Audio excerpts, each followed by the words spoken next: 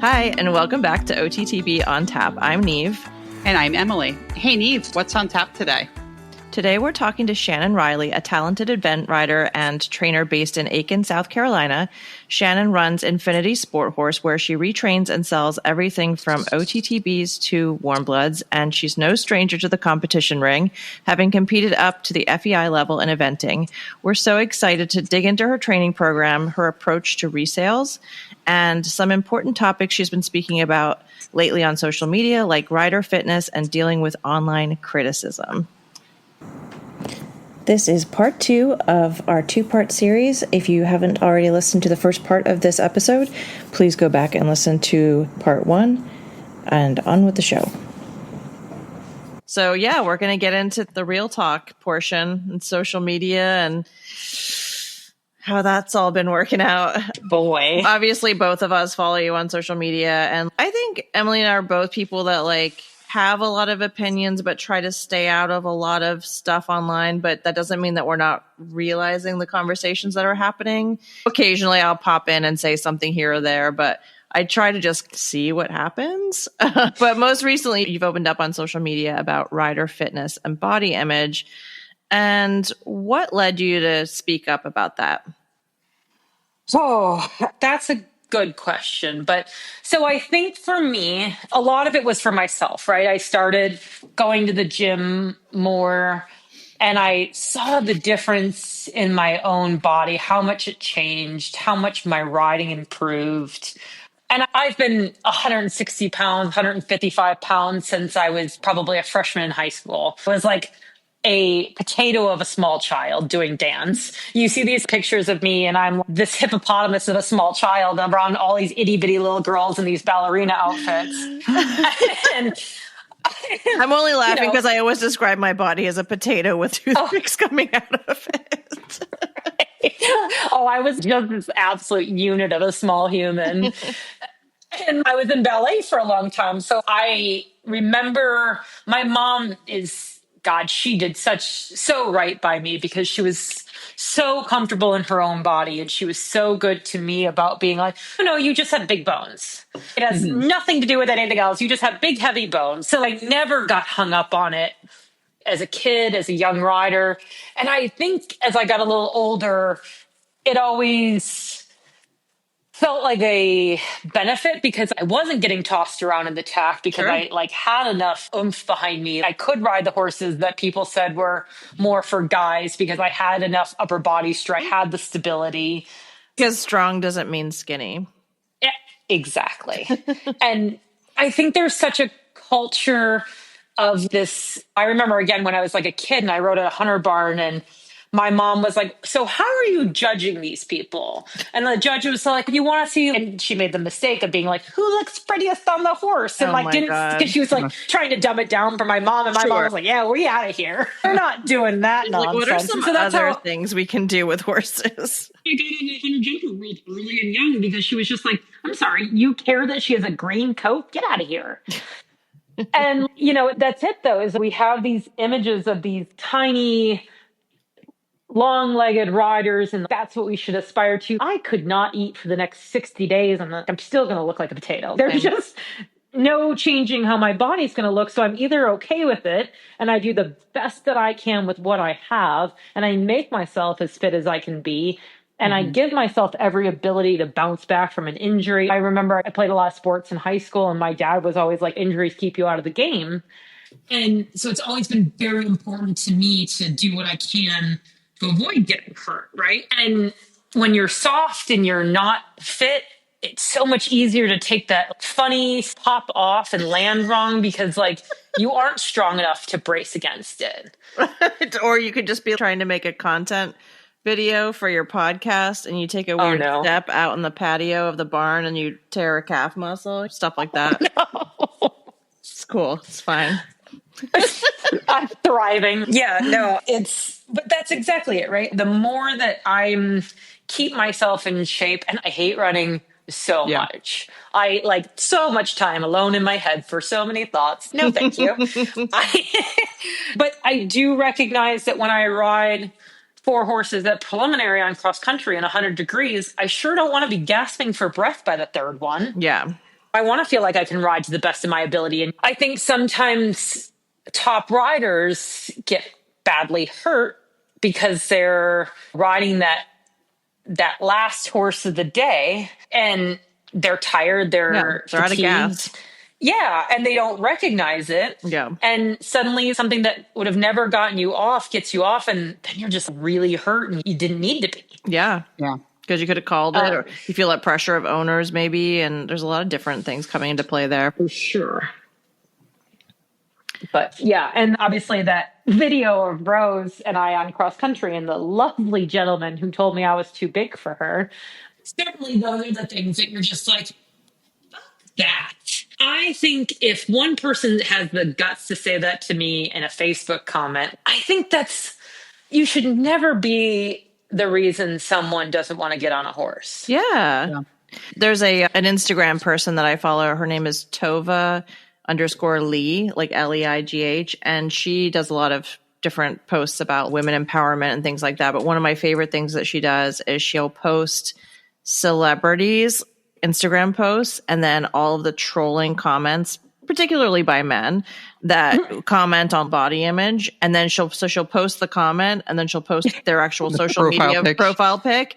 And it is just chef's kiss. It is just so good. Because these people that are commenting about whatever thing about your body have no business whatsoever saying anything.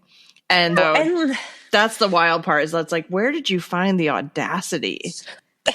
It's wild to me because I've made a point myself since all of this started to like comment on someone's post and be like, even if it's something like silly, right? I watched a friend of mine's dressage video the other day and God, she looked great. She was riding great. Her leg looked great. So you comment on it because too many people, the only thing they have to say is something shitty. And when all it takes, and again, I've been in a dark place a time or two, and I do know that all it takes for someone not to want to get back in the saddle is that one more negative comment. Sure. Echoing in your brain.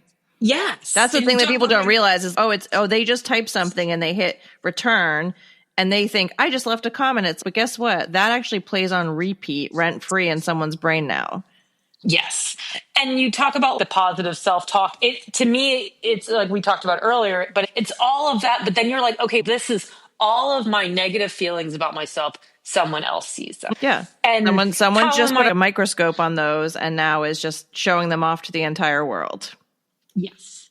And all those things I thought about myself negatively in my darkest moments, they're true. Yeah. And you're like, they're not. Right. That person is just the self-embodiment of my own personal bad thoughts. And that's how I've started to think about it, is just sometimes I'll comment and my husband gets mad when I do because I can't help myself. But I try and just rephrase it in a funny way if I can. Yeah. Like somebody commented and they're like, that's that. And the next thing I was like, oh, if your opinion was so good, wait, no, it's not. But you just want to write back, who hurt you? Like, what is Yes, that's what I've started doing. Like, people, whatever, they're not going to care. I can't change somebody's opinion about me. Nothing I'm going to say is going to change their opinion about this one moment in time. And so you have to just try and make light of it so that it doesn't live rent-free in your head. Yeah, I was talking to my boyfriend last night and we were out to dinner and somebody complimented me on something. And first of all, it's just impossible for women to take compliments regardless, but we're all guilty of that to some degree. But I was like, the power of a compliment from a woman to another woman, somebody should study that and figure out a way to take that power and put it in jars or something and use it bottle it up and power the universe with it. Because if you've gotten a compliment from another woman unsolicited, or you're on the street or you're out to dinner or whatever, and some woman has come up to you and been like, you look incredible, and not for any attention, they've just said it. And I was like, I will live off of that feeling for days. Yes. But at the same token, getting the negative comment is 10 times worse. And I think it's why every time I get a negative comment, I try and go on a comment streak on friends and whoever I see. I'm just going to go champion everybody. Yes. I'll be the voice for every negative comment, I need to give 10 positive comments to other people. Be the change you want to see. Change. Love it. Yeah. I want more people to do the sport. I want more people to love horses. I want more professionals in the industry to stay in the industry. Yeah. I want us to be able to have a healthy work-life balance. I want us to be able to, like, this average rider feel like there's no pressure to change, and you want to get stronger because you want to be a better rider and improve yourself, not because you're going to look better in a pair of breeches. Exactly. Yeah. What would a piece of advice or something that you would say to somebody struggling with confidence or body image in the saddle? I think my biggest piece of advice, and I watch so many videos of myself and so many pictures, get things that make you feel comfortable and make you feel good. I don't think that every pair of breeches looks good. I have a pair of one brand of breeches and they have these stupid pockets and they make me look like I have a fupa. I hate all of it. It's terrible. Every time I wear them, I was like, what is this nonsense? And I need to just throw them away. I hate them. I digress. But I have a pair of these back on track breeches that fit me chef's kiss, right? Yeah. They make me feel good. I pair them with the right belt and the right sun shirt and like put together. Like I can, yeah. But it has taken me time to realize what brands that make me look good and make me feel good. I don't have to wear these tight-fitting, horrendous bodysuits to ride better. It's not going to affect anything, but find a helmet that makes you like the look on yourself. Yeah. That's also safe, obviously. But I had one that like every time I wore it, I was like, I look like a duckling. And so it doesn't matter how like safe it is. I like never wore the stupid helmet. Yeah. And I bought a silly troxel that has the MIPS or whatever, but I put a brim on it and it looks fine. Right. And so it's not the first thing I notice when I watch a video of myself anymore. And you have to splurge on a pair of boots because that's what makes you like, be like, oh, that's like such a pretty picture of me. Then that's what you need to do, right? Find the clothes that flatter your body and and if you have to find someone who's better at that sort of thing, have a friend go shopping with you. Or like size up and take your stuff to a tailor and get it tailored a little bit. It's not as expensive as people think. So if you have a show coat and it's busted, like I have big boobs, and so while it might fit me in the shoulders, it's like that thing's never going to button. And then I don't know, size up, and then you could get it tailored and feel comfortable in your body and that kind of thing. And I just want to add to this because I'm a photographer and I photograph a lot of horse and riders. I know that there's a lot that you can do to make yourself feel good about yourself, but I'm definitely someone who's guilty of looking at old photos of myself and being like, I didn't like how I looked back then either. And so one of the things I want to get across is that don't ever tell someone not to take a photo of you or get a video of you because you're worried about how you look, because you're never going to get that memory back. To me, the special thing about the accessibility we have to taking photos and video is that we get to freeze time. And yes, maybe you didn't like the way that you looked, but go back and look at yourself 20 years ago and remember how you felt when you were like, I didn't like how that pair of low-rise Abercrombie and Fitch jeans fit me either. It's just, we're all doing that a little bit, but I just want to say, I wish we were all just a little bit kinder to ourselves and say, we're women that are going through different stages of our lives and our bodies are going to look different. And sometimes that's out of your control. And I don't want to look back at a period of my life and not have photos of it because I didn't like how I looked. No. And I think that's such a good point because I have had so many horses come through my life and I have thankfully pictures of so many of them. Granted, I laugh at some because they're horrendous pictures, horrendous angle. But again, it's a matter of I have that memory. I have that moment in time. But what's happening when that was going on? Yeah. And you can lose a horse in a split second and you don't want to not have the pictures to remember. Right. What would you want to have? Would you rather have 600 photos of you feeling uncomfortable in your britches on that horse or none at all? Exactly. And take the pictures, get a good professional photographer to come out. You will never regret that. Yeah. I'm your girl. Hire me. I'll come to Aiken. See?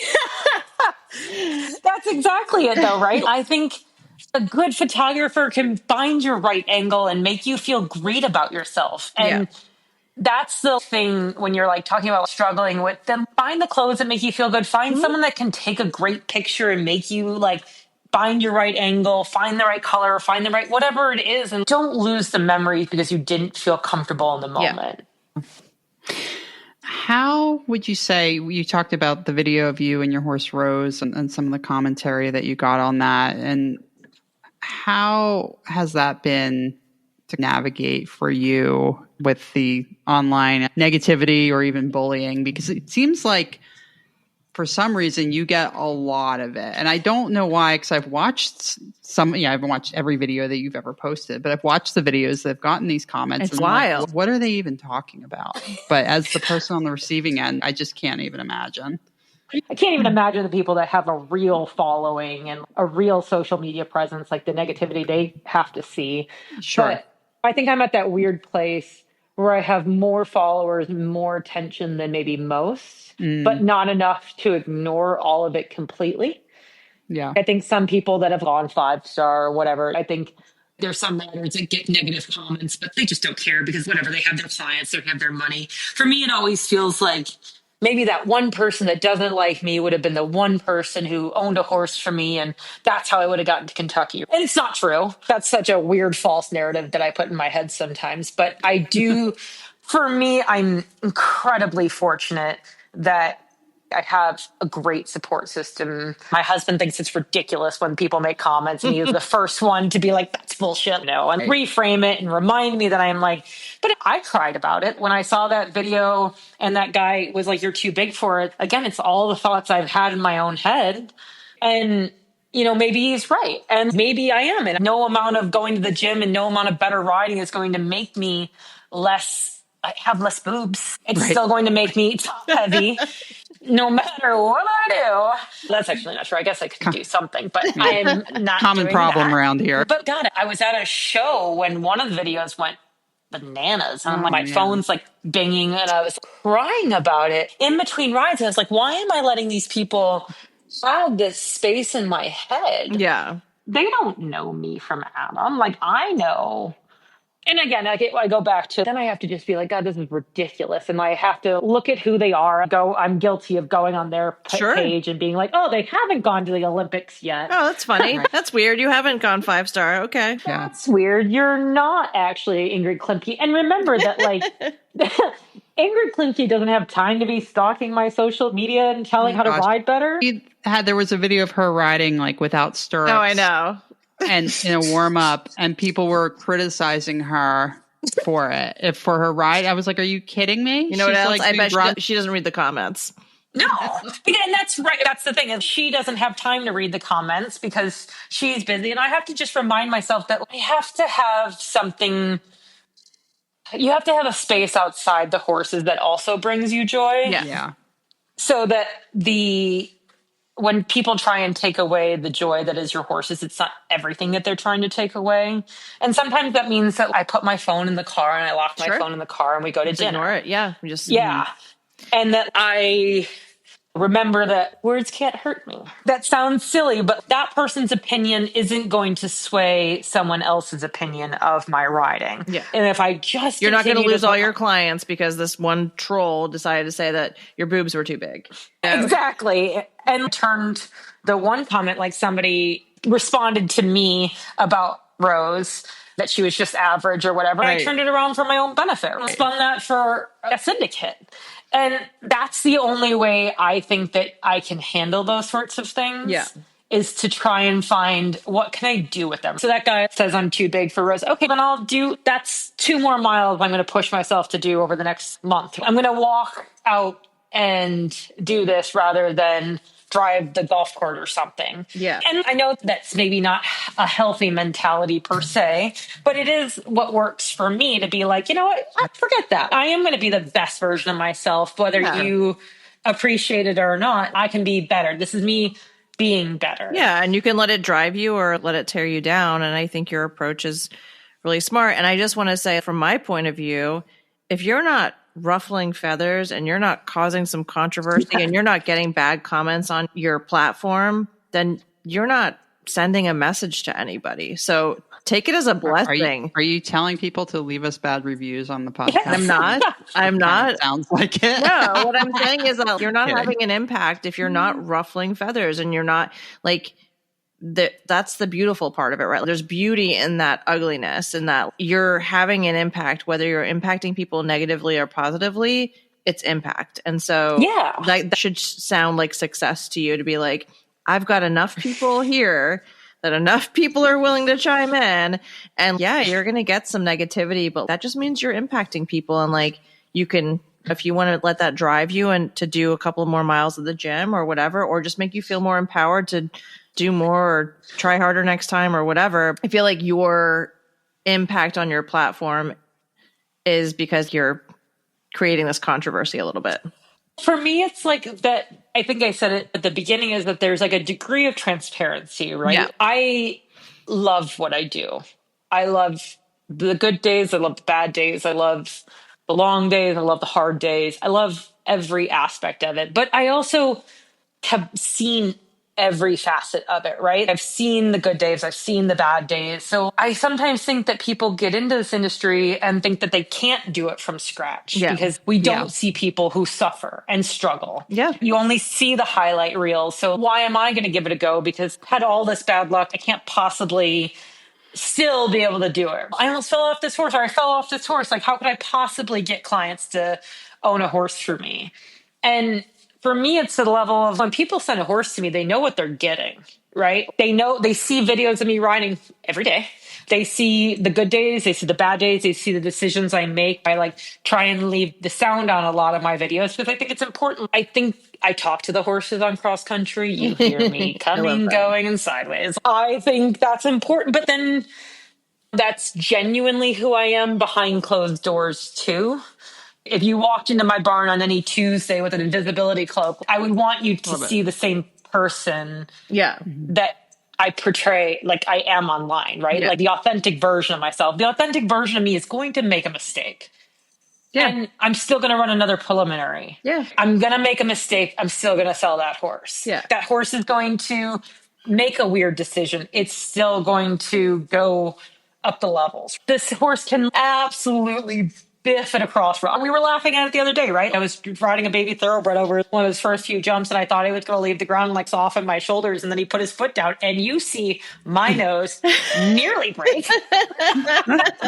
And you see the moment in which I realized how bad of a mistake I had made. Yeah. But my girls are like, it's just nice to see that you make those mistakes too. Of course. And here's the thing. We can get so hung up on the optics of the industry to protect everybody's ego and identity at all costs that then we all live in a vacuum, right? So that's the danger, is that we decide no videos at clinics, no photos, all of that kind of stuff. I'm someone who will be very careful about posting audio on videos that I take because sometimes I'm just rambling in the background. Yes. But I do think like there's danger in taking it to the other side of that, which is that everything's protected, everything's in a vacuum, and then nobody actually gets to see behind the veil, because I think that's where like the learning comes from, is people want to know that these superhero riders that they love are human too. Yes. I think not for nothing, Boyd has done an incredible job and an incredible thing for our sport. Sure. In some of his, you can feel however you want to feel about Boyd as a rider or as a human, but I think he's done an incredible thing for eventing because he's made it a lot more transparent. Real. Yeah. Yes. Yeah. And I think it's transparent with the pair of rose-colored glasses on a lot of times. Sure. I digress. But to me, it's that I think we have to know that there are so few cross-country courses that go around without a mistake. And like, you learn. Yeah. But I think sometimes people are afraid to go and make those mistakes in public because they don't think anyone else makes those mistakes because they haven't ever seen. They only see the good times that it goes by. And God, I can pick apart some videos and you can't even tell I took that rail because I am good at videoing. But there's value in the highs and the lows and the successes. And if you get tied up into like only that pretty image, God, you will be sitting at home jumping cross rails until you're 110. Yeah. A couple of months ago, I picked up William Fox Pitt down in Maryland and I drove him up to PA for a clinic. And this poor man, I've interviewed him before for the podcast, but he didn't know what he was getting into being in a car with me for 3.5 hours. But we talked about so many different topics, and we talked about horses a little bit, but one of the main things that we talked about was online bullying. And and it was really interesting to hear him talk about what an absolute epidemic it is in the UK, that people don't want to put anything about themselves online, riding or whatever. And he's got a couple of kids that are teenage years, and it is just it's unfathomable to think that like the cruelty that will go on between people behind a screen. And it was just so fascinating to listen to somebody like Kim, who truly has always been at the top of his sport, and talk about that in such an open way. And I was like, yeah, that really is where so many of these problems come in, because this online bullying is, and it doesn't need to be a persistent bullying. It could be just one really awful comment, really awful comment that you see on a day where you've maybe had to let a horse go that day, or you just had your top horse have a bad injury that could like push you over the edge. And I think that that's what people don't realize by hitting return and sending a message out into the ether. It's that could be like a little blip on the radar, or it could be the thing that really just sends somebody, like you said, I don't want to do this anymore. I think that the online bullying and the epidemic that it is at least a part of why I don't want to have kids as an adult, honest to God, because I cannot imagine bringing a child into this world. And it starts when they're in middle school. Mm-hmm. Yeah, I have two stepsons that I co-raise, and they are 15 and almost 19. And even as boys, they get it all the time, and it is wild. And I cannot imagine if they were girls. Yeah. Oh, that's exactly it. Right. And I just think that on any given Tuesday, I could be convinced with very little argument to sell all the horses and move to Puerto Rico. Okay, if you're going to do that, can you just let us know so we can just come with you? I love what I do. We'll open a bar down there. It'll be fine. Exactly. Oh, dude, I have my bartending skills. I am set. Oh my gosh, perfect. I will thrive. But like all of that to say, but that's exactly it. I love what I do. I am successful at what I do. I have a great career. I have a great support system. Any given Tuesday, I'm a hair's breadth away from sending it all down the road. And that one comment could be what does it, right? Yeah. And that one, because it's never something that someone said to my face. Oh, no. And it's always the thing someone says behind a screen. Yeah. And I wish people would seriously, before they hit return, be like, what is this bringing to the world? What I want to be like, say it to my face, or write that shit down in your journal where it belongs. Knock it off. It's so fine if you feel that I am the worst rider that has ever existed on God's green earth. Put it in a letter and burn it. Don't come at me with your unresolved childhood traumas. You untherapized troll. Stop it. But that's exactly it, right? I think having the business coach when I did was at such a key time in my life. She was just like, okay, but why does this comment bother you? Yeah. What's at the root of why this comment bothers you? And you're like, okay, that's a thought I've had about myself. Yeah. Okay, so how can we address this thing, right? Okay, so is Rose too small for me? Okay, so maybe. And if that's the case, okay, do I want to pivot and make something positive and make her a great show jumper, where it's not going to really matter that I won't make a mistake that could hurt her in the same way because I'm too tall and a little too top heavy. I'm not going to push her over the edge of a cross country jump that doesn't fall down. You know what I mean? Yeah. If you want to go down the whole rabbit hole, then maybe you should just quit eventing, because you're going to make a mistake at some point. And that's what she said. She was like, "Do you hear how this sounds like?" You projected the comment so far down the rabbit hole. Right. And when you talk it all the way through, or you talk someone's comment all the way through, it's a little easier to see that. But again, I was in a good place talking to someone in a supportive situation with good people around me. Yeah. And I think that if someone doesn't have that around them and they're in a dark place and really they're having hard. a rough time, why make those comments? Yeah. It's very cruel. Yeah. It's very... I don't know. I don't know what the answer is really, but I think we're doing the right thing by talking about it and just casting a little bit of lens on how it does affect people and in the industry, and what the optics do look like and everything. Looking ahead for you, Shannon, do you have anything coming up? Do you have any big shows coming up? Are you coming up to Fair Hill? Anything like that? Plantation? It's funny because I am at a transitional point, as I will say. I was laughing with a friend because 2 months ago I had 5 preliminary horses. And today I have 1 sale horse in my barn that's going preliminary, and I'm selling my top horse. I have Rose leased out to a friend to help get her C3. Nice. Yeah, I like my 4-year-old's coming back into work really big group of very nice sale horses at the moment, and I'd like to buy a farm. And so I'm really trying to focus on making and selling everything that's not nailed to the ground. Sure. Yeah. So I think I have a really nice sale horse for a client right now that we moved up to preliminary recently, and I'm looking forward to trying to get him to a 2-star this fall, hopefully, or convince someone that they should buy him for me and keep him with me because he's really cool. Yeah. But yeah, I'm dabbling a little bit more in the jumpers because I think it's good to diversify. And I think some of our watching going back in time and all, like Marilyn Little came in and stormed through our sport. Like, granted, she had some great money and financing, but you can say a lot about her, but that woman could really ride a horse to a good distance. Also, look at Doug Payne. Same thing. He was like, how would I just show jump when I'm like not eventing? And now he's completely switched over, but it's like he kind of rocked the world a little bit where he's, just show up in Wellington and just win this Grand Prix. And you're like, all right, Doug.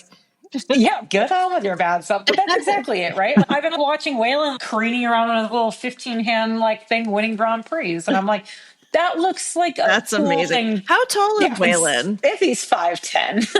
That's pretty cool, though. Yeah, it's funny. We actually kept our horses at a barn where he had been previously, and this is just a random fact, but his old tack trunk was there, I think, because he just left it behind and just knew it was safe there. But it was one of the rolling kind with the double doors, and it was so cool because it had stickers all over it from all of the different places he had been. And then when you opened it up, it had signatures from riders from all over the world. Oh, that's cool. Yeah, it was pretty cool. All right, so now we're going to move on to a quick fire wrap up segment, and I actually have a bonus question to add to this. Oh boy, because of course I do. All right. Am I allowed to ask the questions? Yes, go ahead. I'm going to add my bonus one at the end. Okay. So, one word to describe OTTBs. Brilliant. I love it. I don't think anyone said that. I don't think so either. Yeah. What is a favorite success story from your barn? I have a couple girls that have gone on to work in the industry and found some success in kind of their niche. And I think that's a success to me, that I've produced people that still love the sport after having worked for somebody. Yeah, it sounds like you do such a good job giving them a foundation, though, of not only like the hard work of it, but also you give them like the business background, and then also give them that kind of like length of leash a little bit to learn how to show horses to people, and that's a real art. It really is very cool. I think, but I do think that if people can leave my program and horses can leave my program and still love the job that they're doing, I'm doing the right thing. Yeah, that's awesome. All right, dream horse to ride, any breed, any discipline, any era. Winsome Andante. That's a good answer. That's a pretty good one. And then the most underrated part of retraining an off-track thoroughbred. Ooh, the first cross-country school or the first jump school when they get it. I love that. That was always my very favorite thing to do, was their first cross-country school, and just get to introduce them to all the new little things. And just seeing when that like clicks and that they find what you said it earlier, I think, and that's actually like thinking it's when they find what they're good at. Yeah. And I think being curious, being enthusiastic, when you find that moment, that's the most underrated part. Yeah, that's so awesome. Cool. My bonus question was, if you had to composite your perfect OTTB lineage top and bottom, who are we looking at? Boy, there's some Danzig in there. You're going to have to give me a half a second for this. Because I have to pull question. It's a big question. It's a great question. I've been thinking I wrote it down earlier and I was like, I got to ask her this before we go. I can tell you. So my Jag horse was like the prettiest, most beautiful, most well put together with the best canter. So but it Gulch, that's some old school. I like some of like the old school, best turn. What was his jockey club name? I was curious when you were talking about him before. Jaguar of Palatine. He was owned by a car dealership. Again, that is a name. That should have been asked. That really adds to the story, I think. Wow. Oh my God. That's amazing. Yeah, I like the old school big bone thoroughbreds. I've worked with Jess a lot over the years, and like her input. I like the Galileos. I like some of the foreign bred. Yeah. Caro. Yeah, I think I like a lot of the European bred types. This is absolutely. really so we I can always keep our love seeing eyes it. peeled for you. Oh, please. We're I have really a good at problem, but- enabling. She's selling everything. Didn't you hear her? Oh, that's right. Yeah, don't worry. I'll need more things again on any given Tuesday. I'm also trying to buy. I made an offer on a Connemara thing that seemed like a good deal today, so don't worry. Wait, was it stopped. Jessica's? No, there was. I found one on this girl like has a Top Gun baby. Oh, okay. Pretty inexpensively, and I was like, I could do that. Yeah. But I've never ever actually had a Connemara in my barn. Yeah, that would be a fun adventure. Yeah, I figured I could do something new and exciting, but Yeah. somebody's already pre-purchasing it. Oh. Oh, jeez. Maybe they'll be too picky, and then you can just swoop in and take it. I saw Jess just got one that she did, claims yeah. is not for sale, which I know she loves the Connie crosses, but She does. she'll sell it. Yeah, She'll sell it. She's as bad as I am. I know. Well, Shannon, where can listeners find you online? My Facebook is Infinity Sport Horse. I have my Instagram is the same. My website is infinitysporthorse.com. Yeah, I have a fair deal on all of those. If you Google Infinity Sport Horse, you can find me. I did have a follow-up comment for you because Emily's like, can we just wrap this shit up? Jesus Christ. No, I am not thinking that. Okay, good. So my follow-up comment for you was regarding running music. And Yes. do you know the band or the DJ Girl Talk? Oh, no. Okay, so he's a mashup artist. And it's so funny. I was listening to my running mix. I used to run a lot, and I was listening to my running mix today, and I was like, this is so fun. It's like little clips from like really fun songs that you know really well, but they're all mashed up. So just listen to any Girl Talk album, and I love this. Great for running because it'll give you like 5 minutes of like really energetic music, and then it'll switch to some country music song for a second, and then it'll go back to something else, and it's just really fun. So I love it. Yeah. I love it. I'm guilty that the girls give me a hard time that my dressage, my pre-dressage playlist and my pre-cross country playlist is pretty much just Taylor Swift on repeat. that's fine. I'm also there with Taylor Swift, so it's okay.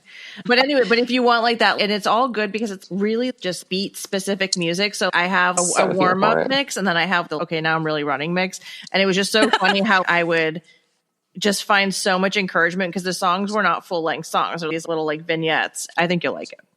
I love it. I'm going to have to find it. I obviously put music to a lot of my Instagram videos, and there's like a 90s mashup. And I end up downloading half the songs because I like the song and it's catchy. And then that's all. And you're going to love Girl Talk. I saw him do like a show in Philadelphia, and it was the most fun show to go to. Oh, I love it. Well, Shannon, thank you so much. This has been a real treat for both Emily and I. We really appreciate you. And we'd love to have you back on again. Between you and Jessica, it's really nice to talk to people that can talk endlessly about whatever horse-related topic and with a strong opinion. So I do have that. I have been accused of that. We like that here. All right. If you like what you heard today, please leave us a 5-star review on Apple Podcasts. You can follow OTTB on Tap on Instagram, Facebook, and TikTok, and contact us with interview candidates and topic suggestions at OTTBontap.com. We love hearing from you. Until next time, cheers.